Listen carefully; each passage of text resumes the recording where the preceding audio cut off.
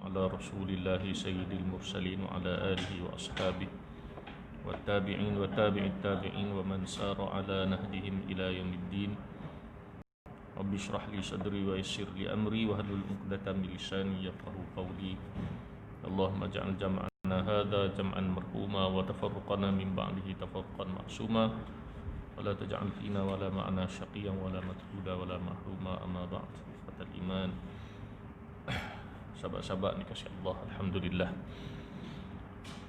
segala puji bagi Allah Subhanahu wa taala. Syukur kehadirat Allah Subhanahu wa taala, dengan limpah kurnia Allah Azza wa Jalla kita dapat bertemu semula pada malam ini. InsyaAllah kita menyambung bacaan kitab Fiqhus Sirah karangan almarhum Dr. Muhammad Sa'id Ramadan Al-Buti rahimahullah, di bawah tajuk pengajaran dan renungan bagi perantauan Rasulullah sallallahu alaihi wasallam ke Taif. Lebih tepat lagi, kita menyambung bacaan bagi kitab yang dinyatakan pada halaman 185. Betul lebih kuranglah. Ya, halaman 185, perenggan yang terakhir. Ya. Di bawah tajuk pengajaran dan renungan, sahabat-sahabat dikasihi Allah, masih lagi pengajaran yang pertama yang dibawa oleh pengarang. Kita dah baca sebelum ini. Pengajaran yang pertama ni mengenai kesabaran dalam dakwah. Tadi pengarang sebut gini, kita ni Allah Azza wa Jalla menyuruh kita mengikut Rasulullah dalam semua perkara.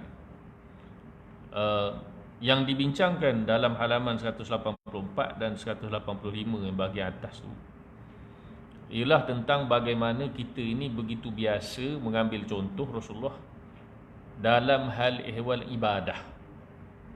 Lalu dibawa hadis-hadis seperti khudu anni manasikakum, khudu minni manasikakum, ambillah daripadaku manasik ataupun ibadah-ibadah kamu, yang merujuk kepada, kalau hadis ini sahabat-sahabat kasih Allah, merujuk kepada manasikul hajj, ibadah-ibadah nak buat haji bagaimana, ambil pada Rasulullah. Jadi kalau kita ini buat ibadat, kita ambil daripada Rasulullah. Begitu dengan hadis yang kita baca, sallu kama raaitumuni usalli, hendaklah kamu semua bersolat sebagaimana kamu melihat aku bersolat. Dan kita dah sebut ada sebahagiannya menafsirkan perkataan raaitumuni, kamu semua tengok aku, iaitu kamu mengetahui bagaimana aku bersolat. Jadi belajar dan sebagainya. Jadi itu yang kita baca sebelum ini, ya sahabat-sahabat dikasihi Allah. Lalu perenggan yang terakhir daripada halaman 185 itu buat satu statement. Kalaulah ada individu kata begini-begini, ya, kata pengarang, ya, kena reverse baliklah. Yang ini kita dah baca perenggan ni. Sebenarnya kita berhenti betul-betul di tengah-tengah perenggan. Baik, boleh jadi ada orang ketika mengikuti peristiwa perantauan Rasulullah sallallahu alaihi wasallam ke Taif mengatakan bahawa Nabi Muhammad sallallahu alaihi wasallam telah menemui jalan buntu. Ini kita dah baca. Kehabisan ikhtiar dan terasa sempit dada. Dan oleh yang demikian Rasulullah tidak ada jalan lain, hanya menadah tangan berdoa kepada Allah sebaik sahaja baginda sampai ke dusun dua orang anak Rabi'ah itu. Ini pun kita dah baca dia punya riwayat ni. Jadi kata pengarang, sebenarnya Rasulullah, ya, telah menyambut cabaran dan dugaan tadi dengan penuh ketabahan hati. Jadi seolah-olah pengarang nak sebut dalam perbahasan yang pertama tu ajak sabar, kan? Ajak sabar. Tapi mungkin ada orang cuba macam mana Rasulullah bersabar, sedangkan Rasulullah pun bila dekat kebun tu Rasulullah pun macam putus asa. Kalaulah orang buat statement sebegitu, dengan melihat kepada perbuatan Rasulullah mengadu kepada Allah Subhanahu wa taala. Boleh tak kita jadikan itu bukti bahawa Rasulullah pun putus asa. Jadi kata pengarang, sebenarnya Rasulullah telah menyambut cabaran dan dugaan tadi dengan penuh, yakni tribulasi dakwah baginda. Bukan ke Taif sahaja, bahkan keseluruhan sejarah dakwah Rasulullah sallallahu alaihi wasallam. Dengan penuh ketabahan hati, ketenangan dan kerelaan. Malah segala pancaroba tadi dihadapinya dengan kesabaran dan penuh perhitungan. Jadi kita sebut tak dalam kuliah yang lalu, saya ingat sahabat-sahabat ni kasih Allah, tentang merajuk gitu tak ada dalam hati Rasulullah sallallahu alaihi wasallam, tak naklah aku buat kerja dakwah, tak ada macam tu. Baik. Jadi Nabi menghadapi tribulasi dakwah itu dengan ketabahan hati, ketenangan dan kerelaan. Malah segala pancaroba tadi dihadapinya dengan kesabaran dan penuh perhitungan. Kita berhenti setakat tu. 2 minggu lepas ya. Lalu apa hujah? Hujah pengarang nak mengiyakan apa yang dia sebut, bahawa Rasulullah ni memang menghadapi tribulasi ini atas dasar kesabaran, ketenangan akal. Kita pun maklum dengan bimbingan wahyu dan sebagainya. Ya. Kata pengarang, kalau tidak demikian, kalaulah tidak di atas dasar kesabaran, ketenangan hati, kata pengarang, awal-awal lagi, jadi hujah pengarang ialah awal-awal lagi Rasulullah sallallahu alaihi wasallam sudah menuntut bela dan membalas dendam di hari pembukaan kota Mekah, iaitu pada tahun 8 Hijrah. Yang ini tak maknanya pengarang dari sudut penghujahan berhujah dengan tajuk yang belum dibahaskan lagi, tapi dimaklumi, ya. Kerana dari sudut kronologi tajuknya baru sampai hijrah ke Taif. Okay. Tapi dari segi sejarahnya, pembukaan kota Mekah itu sendiri bukti bahawa Rasulullah maknanya orang yang bersabar dalam dakwah. Ya, tidak dipengaruhi oleh emosi, tidak dipengaruhi oleh perasaan dendam, begitu pengarang. Kalau tidak demikian, awal-awal lagi Rasulullah sudah menuntut bela dan membalas dendam di hari pembukaan kota Mekah terhadap mereka-mereka yang telah mengganas, melanyak, itu penterjemah tulis itu, melanyak dan menyeksa baginda dahulu. Dan ada tajuk dalam kitab ini kita dah baca, penyiksaan kan, penyiksaan selepas Rasulullah sallallahu alaihi wasallam. Sahabat-sahabat boleh balik subtopik itu ataupun tajuk buku itu tentang penyiksaan yang dihadapi oleh Rasulullah dan juga para sahabat. Dalam kitab-kitab lain pun ada subtopik itu. Ar-Rahiqul Maktum pun ada. Ya. Sebaliknya sedikit pun tidak terlintas di hati baginda hendak berbuat demikian, iaitu membalas dendam. Ya. Tegasnya apa yang telah diceritakan oleh Al-Imam Al-Bukhari dan Al-Imam Muslim dari Aisyah radhiyallahu anha,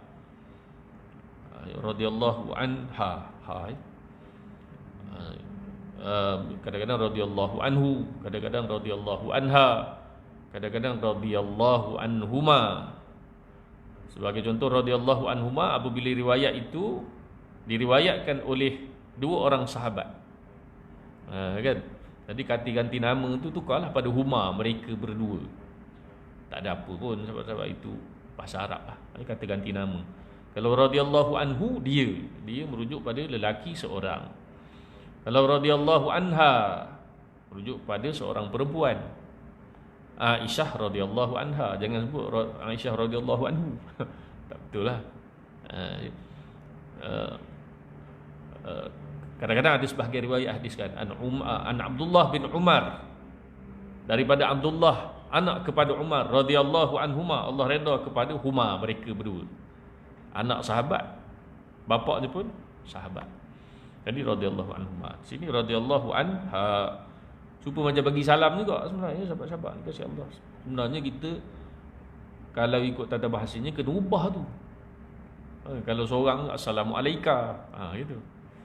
Kalau seorang je perempuan, balik-balik tengok isteri kita kat rumah, Assalamualaikum. Kalau berdua, Assalamualaikumah. Kalau perempuan ramai-ramai, Assalamualaikunna. Ingat apa-apa tak? Ada ingat apa-apa? Assalamualaikunna. Cerita Allahyarham Tan Sri Ramli tu kan. Cerita apa? Adi Baba jalan apa tak? Assalamualaikunna. Jadi mungkin kalau orang tak belajar bahasa Arab mungkin gelak, tapi sebenarnya tata bahasa yang betul. Bagi salam pada sejumlah wanita, lebih pada 2 orang. Jamak tu panggil, jamak muannas. Itu tak ada apalah bahasa. Jadi Aisyah radhiyallahu anha, Allah redha kepadanya, rujuk pada Aisyah. Tu kalau lafaz radhiyallahu anha tu indikator bahawa individu itu adalah sahabat Nabi. Satu ketika pernah Aisyah bertanya kepada Rasulullah sallallahu alaihi wasallam. Hadis ini telah pun kita baca teks Arabnya ketika mana kita membicarakan tentang sirah ataupun peristiwa ke Taif itu. Tapi tak apa, kita baca dalam bahasa Melayu ni, sahabat-sahabat. Dulu kita baca teks Arab ni. Jadi kita boleh kata ulang jugalah ni. Kata Aisyah, wahai Rasulullah, pernahkah tuan hamba merasa lebih pahit dan sengsara dari hari Uhud, merujuk kepada peperangan Uhud yang disifatkan oleh sebahagian ulama sebagai hari umat Islam tewas dalam peperangan. Jawab baginda, peperangan kedua, sahabat-sahabat dikasihi Allah. Rasulullah sallallahu alaihi wasallam menjawab, bahkan maknanya iaitu ada lagi hari lain ataupun waktu lain, iaitu menghadapi bangsa, di sini bangsa kau. Mana terjemahan ni? Maknanya berhadapan dengan kaummu, iaitu kaum Arab. Dan yang paling dahsyat sekali ialah ketika aku memperkenalkan diriku dan berdakwah di kalangan puak Ibnu Yalil bin Abdi Kalal.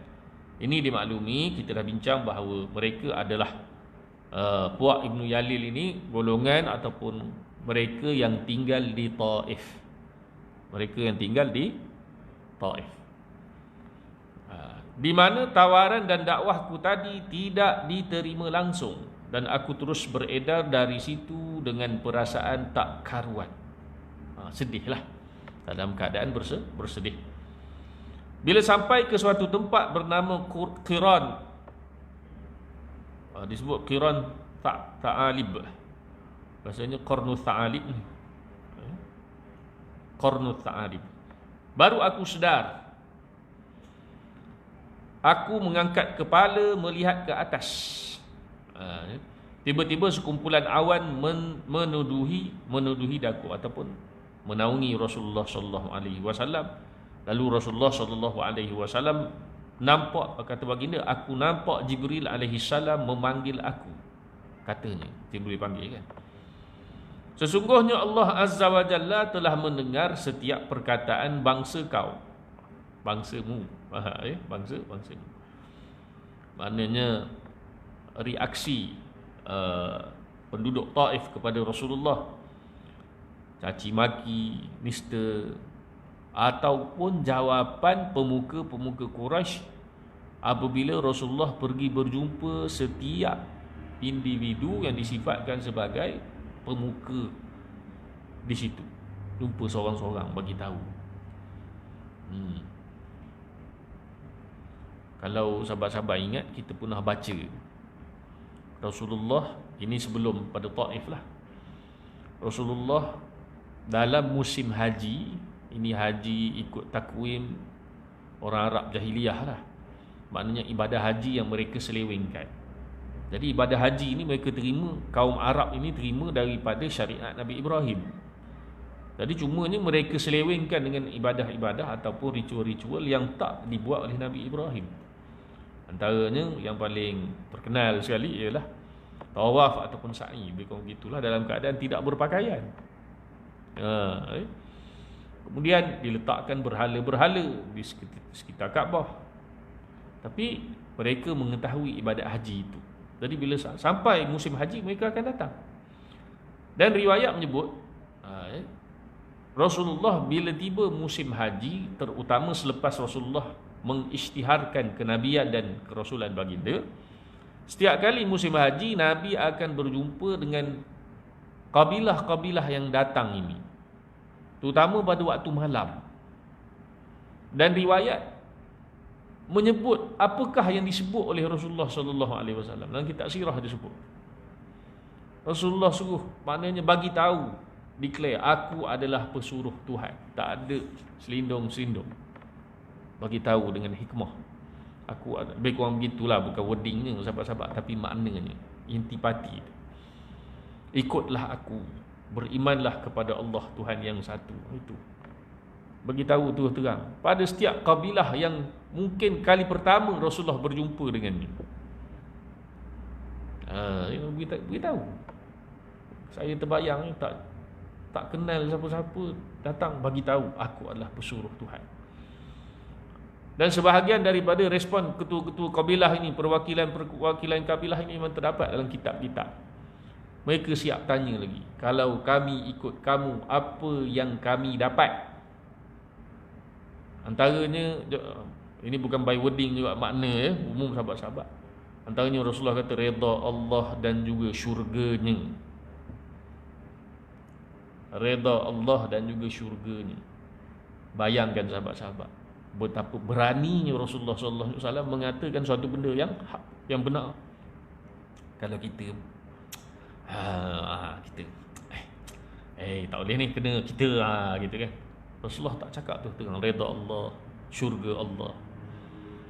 Dan jawapan mereka selepas mendengar syurga Allah itu, buat apa? Ada yang tanya, buat apa kami nak sokong kau, nak ikut kau? Kau gini, nanti orang Arab, seluruh orang Arab akan menyerang kami. Kau gitu.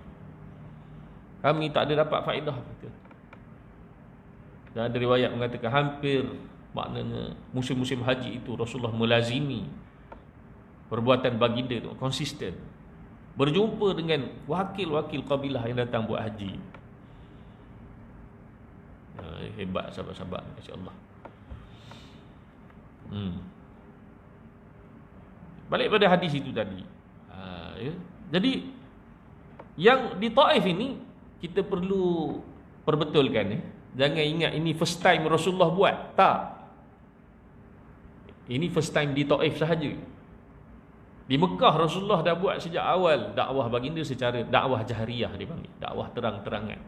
Memang dah biasa jumpa ketua-ketua kabilah. Dan kemungkinan penduduk Taif ni dah dengar dah tentang Rasulullah sallallahu alaihi wasallam. Pasti mereka sudah dengar. Ni jaga ni, ada orang nama Muhammad nak datang tempat kita. Gitu ya. Allahu akbar. Jadi bila kita meneliti peristiwa ini secara terperinci, ada manusia ke sampai hati yang mengatakan Rasulullah ini tak sabar, Rasulullah ini tak tahan berhadapan tribulasi, Rasulullah ini putus asa sebab Rasulullah mengandang tangan ke langit. Doa yang kita baca ataupun yang disebut oleh pengarang dalam bahagian awal bab ini, tak boleh beristidlal ataupun mengambil dalil daripada doa tersebut, indikator kepada kononnya Rasulullah berputus asa. Ya. Sahabat-sahabat, orang jemput bagi kuliah. Jemput bagi kuliah. Lepas tu habis kuliah, ada orang kata, Haji tak payah bagi kuliah lah, Haji bagi kuliah saya tak setuju dengan Haji. Haji cakap gini-gini, orang nonnya gini-gini. Lepas tu apa dia? Minggu depan orang tu panggil lagi. Sahabat-sahabat datang? Tak datang lah. Tak datang. Puak-puak ni aku cakap pelekeh. Aku cari orang yang dengar aku cakap. Mungkin kita begitulah. Ya. Bukan kita nak merendahkan makam kita, tapi kita nak highlightkan betapa hebat Rasulullah. Betul tak statement tu? Kelemahan kita memang banyaklah sahabat-sahabat. Asatizah, ustaz-ustaz seperti saya sebagai contoh, saya lah, kita banyak kelemahan. Tapi kita bermujahadah untuk ikut semaksimal mungkin yang kita mampu daripada Rasulullah sallallahu alaihi wasallam.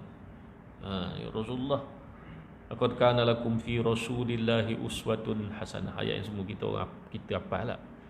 Laqad kana lakum, sesungguhnya bagi kamu itu, fi rasulillah, pada Rasulullah itu uswah, qudwah, ikutan yang baik. Wa innaka la'ala khuluqin azim, sesungguhnya engkau berada di atas akhlak yang begitu agung.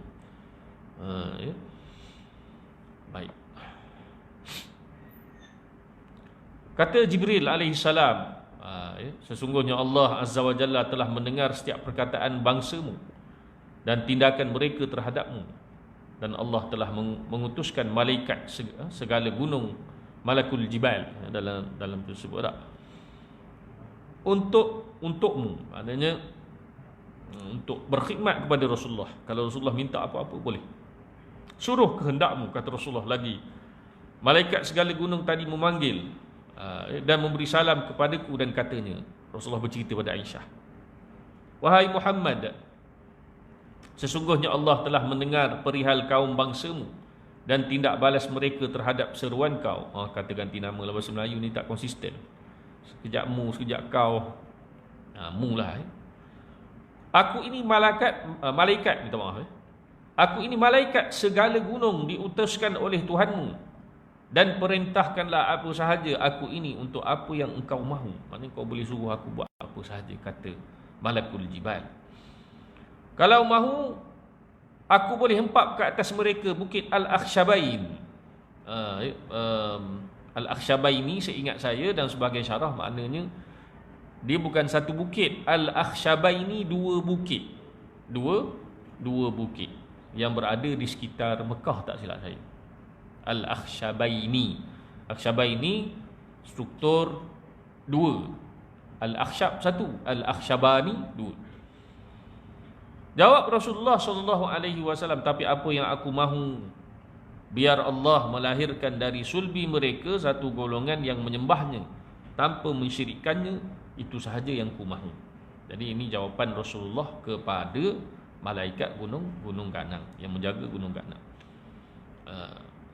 Saya sebut sekali lagi, sahabat-sahabat, ketika hadis ini saya dan rakan-rakan belajar dengan tenaga pengajar di sahabat-sahabat dikasih Allah di universiti, syarah kami itu sebut Taif ni antara tempat lahirnya para alim ulama.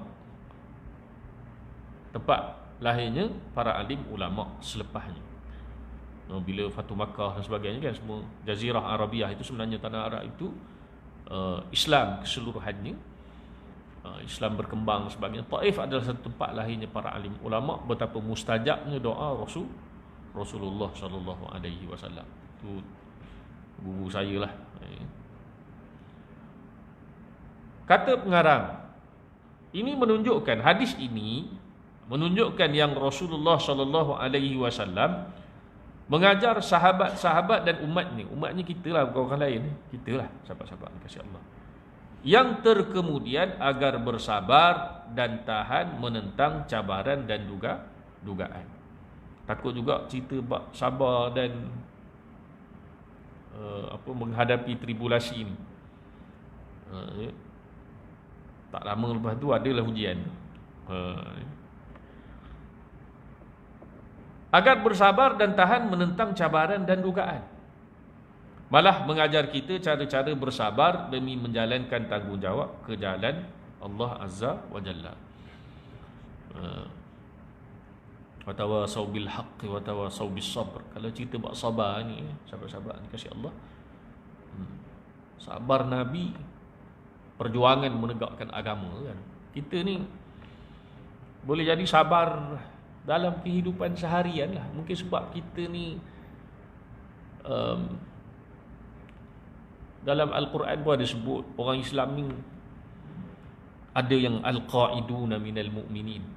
Ada orang yang beriman tapi al-qa'iduna, yang maknanya duduk sahaja.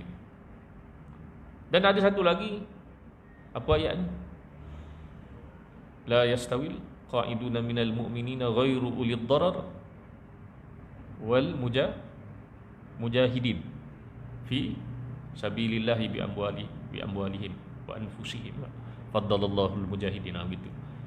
Tak sama antara orang yang duduk saja di kalangan orang yang beriman dan orang-orang yang berjihad pada jalan Allah di kalangan orang yang beriman. Jadi Al-Quran ayat tu surah apa? Surah Nisa ke surah Al-Imran? Kanisa'ah. Ada 2 orang hafiz Quran. Jadi ayat itu sendiri bagi tahu masyarakat ataupun orang yang beriman ni ada 2. Tak sama antara kedua ni. Lebih Allah Ta'ala lebihkan orang yang berjihad pada jalannya. Dan ayat ini juga bagi tahu ada di kalangan orang yang beriman, maknanya bukan golongan kategori yang berjuang itu. Tapi kedua, wa kullan wa'adallahu al-husna, betul tak? Tapi semuanya Allah Ta'ala janjikan syurga. Tapi kita okey lah. Aku milih untuk berada dalam golongan yang al-qa'iduna minal mu'minin. Yang afdalnya adalah yang menegakkan agama. Kita ialah kalaupun kita al-qa'iduna minal mu'minin yang duduk sahaja pun perlu lagi mempraktiskan kesabaran dalam kehidupan. Sabar dengan anak, sabar dalam ibadah, sabar tidak melakukan maksiat. Nak berjihad pada jalan Allah tak mampu tak? Takkanlah bersabar daripada melakukan maksiat pun tak boleh. Kan? Jadi itulah medan perjuangan orang al-qa'iduna minal mu'minin. Orang yang mungkin tidak berjuang menegakkan agama kan, tapi dalam landscape kehidupan dia boleh menegakkan agama. Menegakkan agama dalam diri dia, menegakkan agama dalam kehidupan dia dan isterinya, dia dan anak-anaknya, bersabar dalam tidak melakukan maksiat sebagaimana kita sebut tadi. Bersabar dalam melakukan amal soleh, istiqamah, sabar. Bersabar dalam berhadapan dengan musibah-musibah yang telah ditetapkan oleh Allah Ta'ala. Innamas sabru inda sadmatil ula, kata Rasulullah. Sesungguhnya kesabaran itu pada hentaman yang pertama. Itu mungkin dalam jihad. Dan kalau kita orang awam ni, di kalangan orang beriman ni, perjalanan hidup kita itu ada musibah-musibah yang hentaman yang kita hadapi. Dan ketika itulah konsep kesabaran itu perlu diguna pakai sebagaimana Rasulullah SAW mengajarkan kita. Apatah lagi mereka-mereka yang terlibat di dalam bidang dakwah.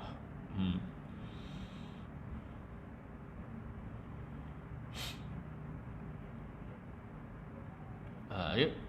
Mungkin ini yang kedua. Kita assume. Nak kata hipotesis, Allah Ta'ala sesuai atau tidak. Kata pengarang, mungkin pula ada orang berkata, tidakkah Rasulullah sallallahu alaihi wasallam sering menadah tangan ke langit mengadu perihal dirinya dan kaum bangsanya? Tidakkah ini merupakan keluhan menunjukkan yang Rasulullah ini bosan dan terasa sempit dada lantaran usahanya tidak memberi hasil selain dari azab sengsara yang kian hari kian bertambah. Ini mungkin ada orang fikir begitu. Dia tengok bila seseorang, kalau dalam perbahasan ini Rasulullah, ataupun mungkin mana-mana orang yang beriman yang suka berdoa, ya Allah tolonglah aku, ya Allah. Apa ni balik-balik minta Allah Ta'ala, balik-balik. Mungkin ada orang anggap begitu kan. Balik-balik berdoa, balik-balik mengadu, balik-balik mengeluh di dalam doa. Jadi pengarang dia nak betulkan persepsi ini. Kalau ada orang yang anggap perbuatan seperti itu adalah satu benda yang negatif, walaupun dia sebut ini pada mereka yang menuduh Rasulullah, tapi boleh kita kiaslah orang yang menuduh orang yang beriman yang suka mengikut Rasulullah, mengadu pada Allah Ta'ala. Ada masalah mengadu pada Allah, ya Allah tolonglah aku, hidup aku gini, aku dihimpit oleh hutang, ya Allah Tuhanku bantulah aku, ya Allah Tuhanku, gitu. Selalu mengadu. Mungkin orang tengok, kan, ini apa ni, tak habis-habis. Sebenarnya, kata pengarang, sebenarnya ini dalam konteks Rasulullah dijawab oleh pengarang. Jawapannya, kalau ada orang yang beranggapan sedemikian, sebenarnya keluhan dan mengangkat tangan ke langit mengadu hal kepada Allah adalah satu-satunya, maknanya adalah satu ibadah. Satu ibadah.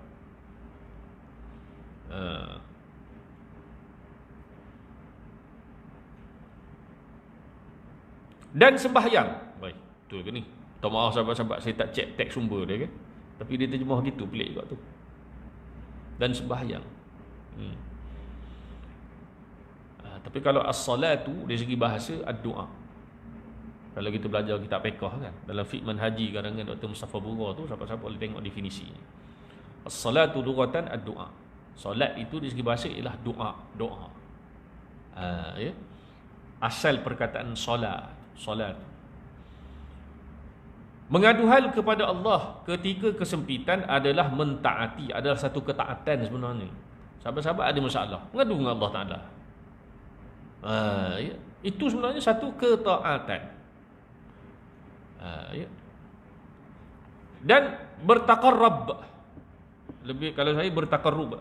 Dalam bahasa Arab taqarraba ya taqarrabu taqarruban. Bertaqarrub. Tapi ini kalau taqarrab ni dia ambil fi'il. Dalam bahasa Melayu taqarrab ini menghampirkan diri kepada Allah Subhanahu wa taala. Jadi pengarang nak bagi tahu, siapa-siapa yang ada problem, dia mengadu pada Allah Taala, mana dia buat benda yang betul tu. Mengadu kan, ya Allah tolong aku ya Allah. Tapi kita kena belajar habislah kan. Iaitu konsep tawakal itu. Bukan mengadu saja tapi tak buat benda. Hutang keliling pinggang, mengadu dengan Allah Taala. Lepas tu dalam kehidupan syariat tambah lagi hutang. Tak ada inisiatif untuk selesaikan hutang. Tak boleh macam tu. Kaedah Islam ni kena ikut keseluruhannya. Tak boleh ambil sebahagian sahaja. Bab mengadu dengan Allah Ta'ala ambil. Tapi bab hadis-hadis Nabi yang suruh kita mengelakkan hutang ataupun bayar hutang segera dan sebagainya, itu pun kena guna pakai juga. Jadi bertakarub kepada Allah, tidak ada pertentangan di antara bersabar dalam kesusahan dengan mengadu hal kepada Allah. Dia bukan dua benda yang kontradik pun. Maknanya dia sabar dan mengadu pada Allah adalah benda yang betul. Dua-dua itu betul. Bukanlah bila seorang itu bersabar, tapi dari satu sudut dia mengadu pada Allah, maknanya indikator bahawa dia tak bersabar. Tak. Maknanya dia buat benda yang betul. Apabila berhadapan dengan realiti, musibah, ujian itu sabar. Tapi dari sudut lain dia mengadu kepada Allah Subhanahu wa taala. Itu the right thing to do lah. Betul ke tidak tu Allah. Benda yang betul untuk dibuat. Tak ada kontradik, tak ada pertentangan antara bersabar dalam kesusahan dengan mengadu hal kepada Allah. Malah ini adalah salah satu jalan yang terpuji yang diajar kepada kita oleh Rasulullah sallallahu alaihi wasallam.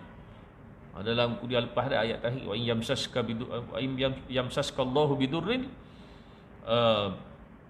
fala kashifa lahu illa kalaulah Allah Taala menguji engkau dengan satu kemudaratan, fala kashifa lahu illa betul, maka tidak ada yang kashifalah, tak ada yang boleh menyingkap kemudaratan itu kecuali Allah Taala juga. Jadi pada siapa kita perlu kembali kepada Tuhan yang dengan kudrah dan iradahnya boleh wujudnya, boleh adanya dur kemudaratan itu. Ya.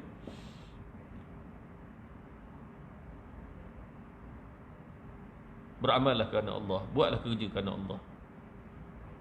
Biasa orang kerja nak rezeki. Jadi kalau kerja kerana Allah, Allah Ta'ala akan bagi rezeki. Sebab dia empunya rezeki. Buat yang terbaik kerana Allah, Allah Ta'ala akan bagi rezeki. Ada kisah Abid duduk di sebuah pulau kan. Ada pendakwah Islam datang. Dia dakwah Abid ini. Kemudian Abid ini terima dakwah tu dan dia masuk Islam. Saya tak ingat detailnya secara umum lah. Tapi bila pendakwah-pendakwah ini nak bermusafir, Abid yang masuk Islam ni sediakan barang-barang makanan, bagi semua pada orang yang bermusafir naik kapal. Lepas tu orang naik kapal itu katalah, kau bagi semua barang-barang kau ni pada kami. Forum ehwal Islam, kau bagi semua barang-barang kau pada kami ni, kau nak makan apa?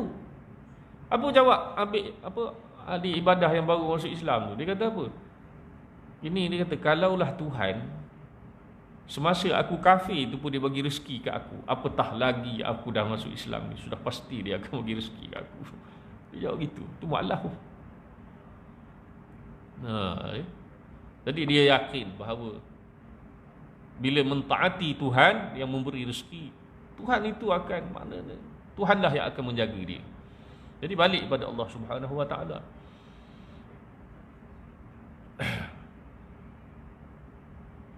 Baik, kata pengarang.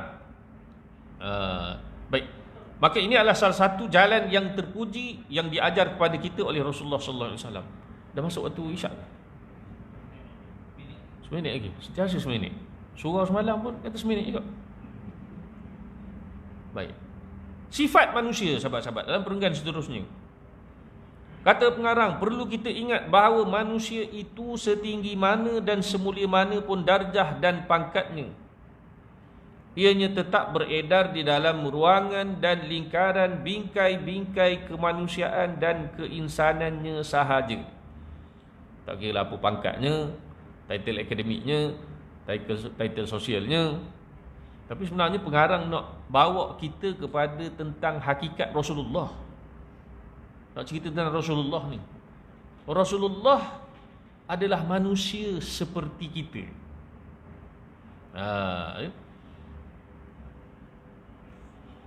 Apa ayat ni? Qul innama ana basyarum mislukum yuha ilayya. Surah apa? Surah Al-Kahfi tak? Antara ayat-ayat akhir.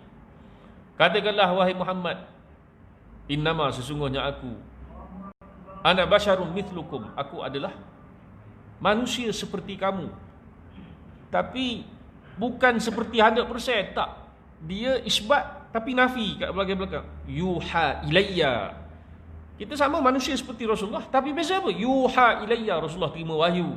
Dan segala privilege yang datang bersama dengan penerimaan wahyu itu yang kita tak dapat. Jadi pengarang dia cerita sikit, sahabat-sahabat. Kata pengarang, manusia ianya tetap beredar dalam ruangan dan lingkaran bingkai-bingkai kemanusiaan. Kalau kita nak define manusia itu satu bulatan, pelbagai sifatnya tak? Sifat-sifat manusia itu. Dan Rasulullah termasuklah dalam itu. Ya. Manusia seluruhnya dijadikan penuh dengan perasaan sensitif, perasaan bahagia, asy'ur al-mukhtalifah, perasaan-perasaan yang pelbagai, senang dengan nikmat, suka dengan nikmat, dan perasaan sedih apabila berlaku musibah, sedih, dan duka bila mana disengat kesengsaraan. Tak bahasa dia, disengat kesengsaraan, majas, kiasan. Manusia akan terasa tenang dan puas hati dengan yang pertama dan gundah gulana dengan yang kedua. Dengan musibah, sedih. Itu yang pertama. Gundah gulana dengan yang kedua dengan nikmat. Gundah gulana dengan musibah. Puas hati dengan yang pertama, itu dengan nikmat. Pengarang nak cerita tentang apa ni? Dalam perenggan seluruhnya, begitulah Rasulullah ada ciri-ciri kemanusiaan tersebut. Ada sedih, ada gembira. Dapat nikmat makan, Rasulullah gembira. Bila kematian anak, Rasulullah menangis. Manusia seperti kita. Ya. Jadi dia nak berkait dengan sifat mengadu pada Tuhan itu juga. Itu dalam daerah kerangka bulatan itu sebagai manusia. Tapi dalam kerangka tu, yang paling top sekali adalah Rasulullah. Afdalu khalqillah, sebaik-baik ciptaan Allah Subhanahu wa taala. Wallahu taala alam bisawab. Qul qawli hadza wa astaghfirullahal azim li wa lakum. Assalamualaikum warahmatullahi taala wabarakatuh. Auzubillahi minasyaitonir rajim. Bismillahirrahmanirrahim. Alhamdulillah. Wassalatu wassalamu ala Rasulillah. Allahumma ya rabbana faqihna fid din wa 'allimna ta'wil wahdina siratal mustaqim. Allahumma ij'alna minal ladzina yastami'una al-qawla fayattabi'una ahsanah. Allahumma a'inna 'ala dzikrika wa syukrika wa husni ibadatik. Allahumma inna na'udzubika minal baras wal junun wal juzam wa min sayyi'il asqam. Bismillahilladzi la yadurru ma'a ismihi syai'un fil ardi wa la fis sama'i wa huwas samiul 'alim. Wa sallallahu ala Muhammadin wa ala alihi wa sahbihi wa baraka wa sallam. Alhamdulillah. Qabalallahu minkum.